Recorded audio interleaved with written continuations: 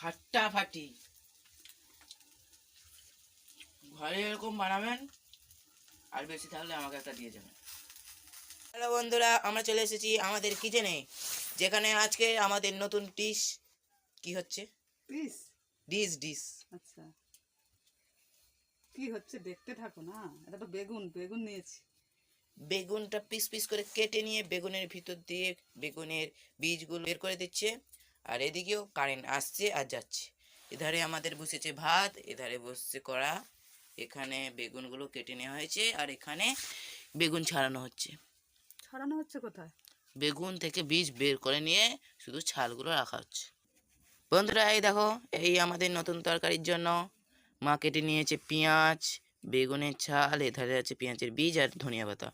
আর এখানে নিয়ে আছে ডিম, ডিম আর বেগুনের বীজ, ধনিয়া পাতা আর পেঁয়াজকে মনে হয় ভাজা হবে। আর এখানে বেগুনের ছাল আর পেঁয়াজ আছে। দেখতে যাও, আমি বলেছিলাম না ভাজাই হবে। মাখানো হয়েছে। এগুলা মাখিয়ে কি করা হবে? কি হবে দেখতে থাকো।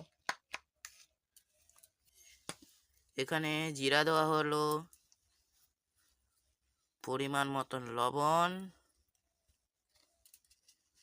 আরও একটু জিরা, লবণ, লঙ্কা লঙ্কা আর একটু হলুদ।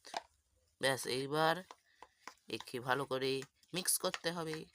এখানে কড়াই দিয়ে দিচ্ছি তেল আর বেগুনের ছালগুলো যে ছাড়িয়ে রাখা হয়েছিল সেগুলো দিয়ে দিচ্ছি। দেওয়া হচ্ছে।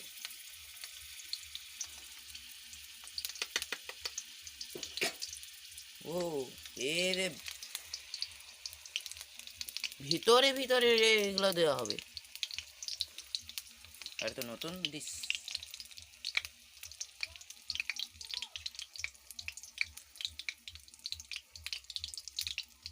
দেখো বন্ধুরা, আমাদের ভাজা হয়ে গেছে। এর গন্ধটা কিন্তু এত সুন্দর গন্ধ বাড়াচ্ছে যা কড়া থেকে নামকানোর আগে আমার খেয়ে নিতে ইচ্ছা হচ্ছে।